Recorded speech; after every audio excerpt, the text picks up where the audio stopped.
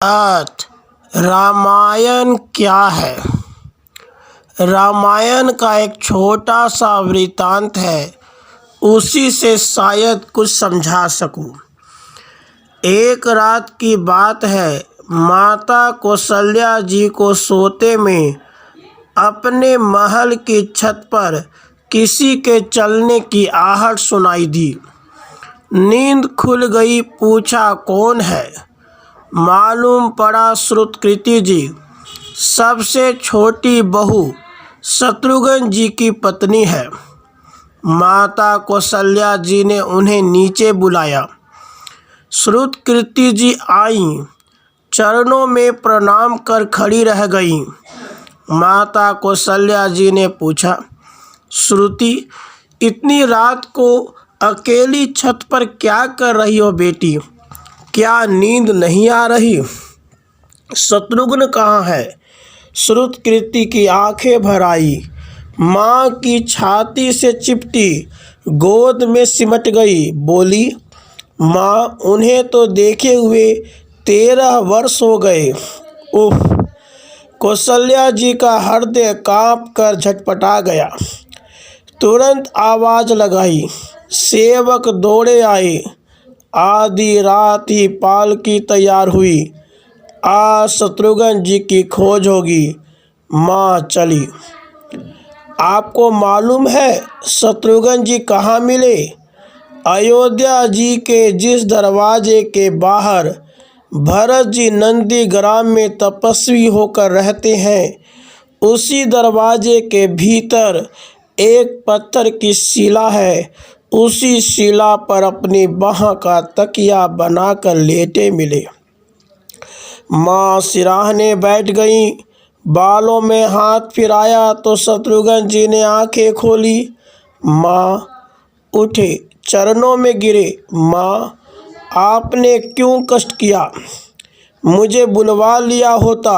माँ ने कहा, शत्रुघ्न यहाँ क्यों? शत्रुघ्न जी की रुलाई फूट पड़ी। बोले, माँ, भैया राम जी पिताजी की आज्ञा से वन चले गए। भैया लक्ष्मण जी उनके पीछे चले गए। भैया भरत जो भी नंदीग्राम में है। क्या ये महल, ये रथ, ये राशि वस्त्र विधाता ने मेरे ही लिए बनाए हैं? माता कौशल्या जी निरुत्तर रह गई। देखो क्या है ये राम कथा। यह भोग की नहीं, त्याग की कथा है। यहाँ त्याग की ही प्रतियोगिता चल रही है। सभी प्रथम है, कोई पीछे नहीं रहा। चारों भाइयों का प्रेम और त्याग एक दूसरे के प्रति अद्भुत, अभिनव और अलौकिक है। रामायण जीवन जीने की सबसे उत्तम शिक्षा देती है। भगवान राम को 14 वर्ष का वनवास हुआ तो उनकी पत्नी सीता मैया ने भी सहर्ष वनवास स्वीकार कर लिया। परंतु बचपन से ही बड़े भाई की सेवा में रहने वाले लक्ष्मण जी कैसे राम जी से दूर हो जाते? माता सुमित्रा से तो उन्होंने आज्ञा ले ली थी वन जाने की, परंतु जब पत्नी उर्मिला के कक्ष की ओर बढ़ रहे थे तो सोच रहे थे, माँ ने तो आज्ञा दे दी, परंतु उर्मिला को कैसे समझाऊंगा, क्या बोलूँगा उनसे? यही सोच विचार करके लक्ष्मण जी जैसे ही अपने कक्ष में पहुँचे तो देखा कि उर्मिला जी आरती का हाथ लेके खड़ी थी और बोली, आप मेरी चिंता छोड़ प्रभु श्री राम की सेवा में वन को जाओ। मैं आपको नहीं रोकूंगी। मेरे कारण आपकी सेवा में कोई बाधा ना आए, इसलिए साथ जाने की जिद भी नहीं करूंगी। लक्ष्मण जी को कहने में संकोच हो रहा था, परंतु उनके कुछ कहने से पहले उर्मिला जी ने उन्हें संकोच से बाहर निकाल दिया। वास्तव में यही पत्नी का धर्म है। पति संकोच में पड़े उससे पहले ही पत्नी उसके मन की बात जानकर उसे संकोच से बाहर कर दे। लक्ष्मण जी चले गए, परंतु 14 वर्ष तक उर्मिला ने एक तपस्विनी की भांति कठोर तप किया। वन में प्रभु श्री राम माता सीता की सेवा में लक्ष्मण जी कभी सोए नहीं, परंतु उर्मिला ने भी अपने महलों के द्वार कभी बंद नहीं किए और सारी रात जाग जाग कर उस दीपक की लौ को बुझने नहीं दिया। मेघनाद से युद्ध करते हुए जब लक्ष्मण जी को शक्ति लग जाती है और हनुमान जी उनके लिए संजीवनी का पर्वत लेके लौट रहे होते हैं, तो बीच में जब हनुमान जी अयोध्या के ऊपर से गुजर रहे थे तो भरत जी उन्हें राक्षस समझकर बाण मारते हैं और हनुमान जी गिर जाते हैं।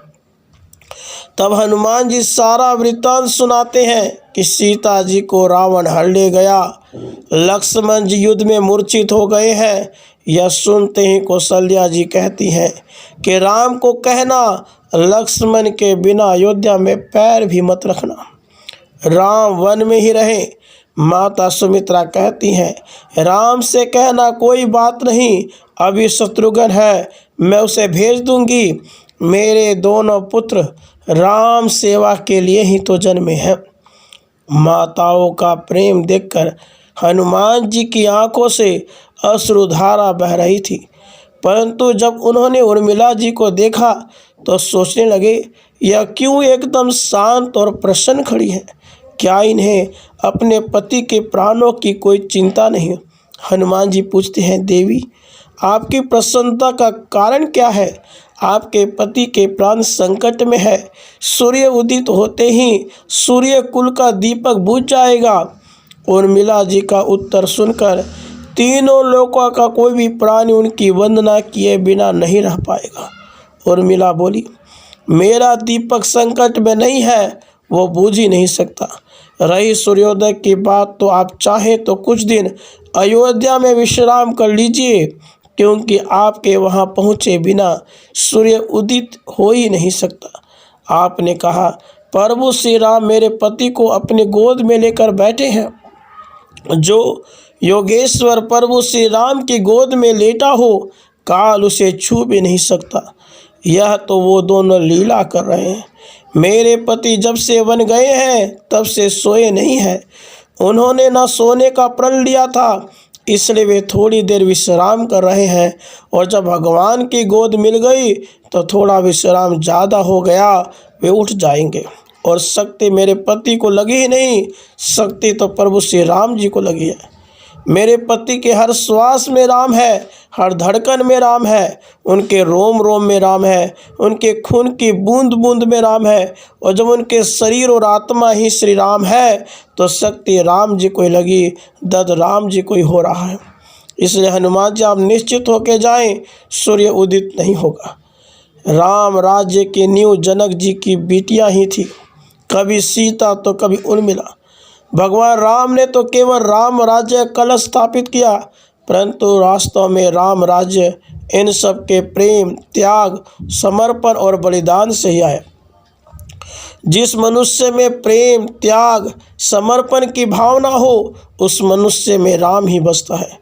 कभी समय मिले तो अपने वेद पुराण गीता रामायण को पढ़ने और समझने का प्रयास कीजिएगा। जीवन को एक अलग नज़रिए से देखने और जीने का सफ़र मिलेगा। लक्ष्मण सा भाई हो कौशल्या माई हो, स्वामी तुम जैसा मेरा रघुराई हो। नगरी हो अयोध्या सी रघुकुल सा घराना हो, चरण हो राघव के जहाँ मेरा ठिकाना हो त्याग भरत जैसा सीता सी नारी हो, लव कुश के जैसी संतान हमारी हो। सरदा हो सरवन जैसी सबरी सी भक्ति हो, हनुमत के जैसी निष्ठा और शक्ति हो। ये रामायण है पुण्य कथा श्री राम की। जय जय श्री राम। राधे कृष्ण राधे कृष्ण।